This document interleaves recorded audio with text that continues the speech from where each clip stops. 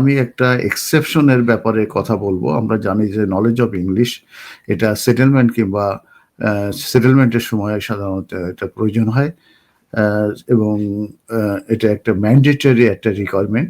তো আমি কিছু এক্সেপশন আছে যে কিছু ইন্ডিভিজুয়াল তারা যদি এই সেটেলমেন্টের জন্য যদি অ্যাপ্লিকেশন করে সেক্ষেত্রে যে কিন্তু তাদের ইংলিশ নলেজ অফ ইংলিশ কিন্তু প্রমাণ না করলে হবে, যেটা এই মুহূর্তে আছে সেটেলমেন্টের সময় কিংবা আইএলআর এর সময় ইংলিশ ল্যাঙ্গুয়েজ লেভেল B1 এটা কিন্তু ইনক্রিজ হবে টু B2 এবং এটা 26 মার্চ 2027 থেকে এটা মূলত ইনক্রিজ হবে, তারা পর্যন্ত B1 থাকছে।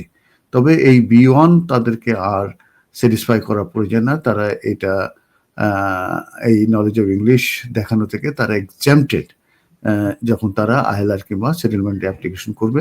কারা কারা করতে পারবে সেটা আমি এখন বলছি আপনারা।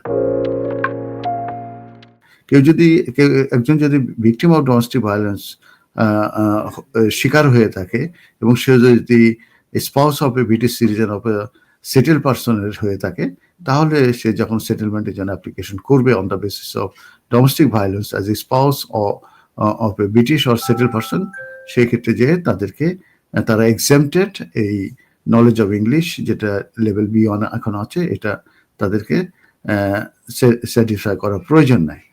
নাম্বার 2 হচ্ছে partner or spouse of a person who died who was either a British citizen or someone settled in the UK. তার মানে কোনো ব্রিটিশ সিটিজেন কিংবা সেটেল পার্সনের যে স্পাউস, সেই স্পাউস যে সেই তার যে আদার স্পাউস যে ব্রিটিশ এবং যে সেটেল পার্সন সে যদি মারা যায়, তার যে স্পাউস সে যখন সে কিন্তু আইএলআর এর জন্য অ্যাপ্লিকেশন করতে সেটেলমেন্টের জন্য অ্যাপ্লিকেশন করতে পারবে, সেক্ষেত্রে তাদেরকে নলেজ অফ ইংলিশ স্যাটিসফাই করা প্রয়োজন না, দে আর এক্সাম্পটেড।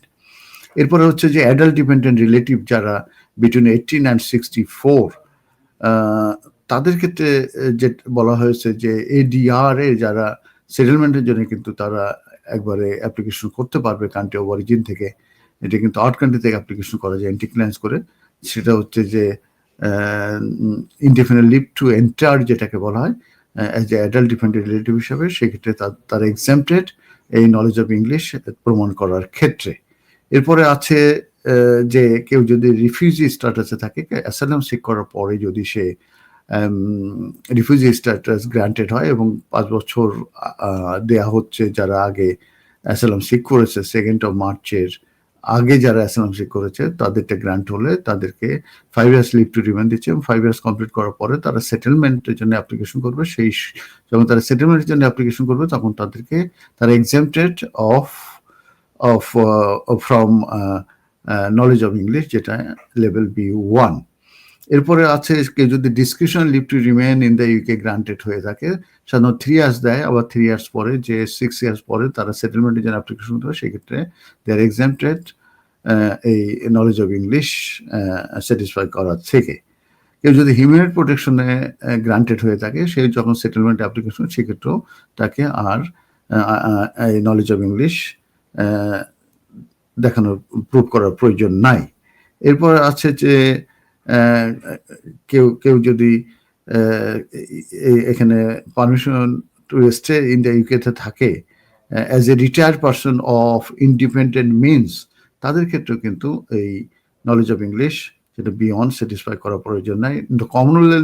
কমনওয়েলথ সিটিজেন কিংবা on discharge from HM forces including Gorkha, তাদের ক্ষেত্রেও তারাও কিন্তু এক্ষেত্রে এক্সাম্পটেড।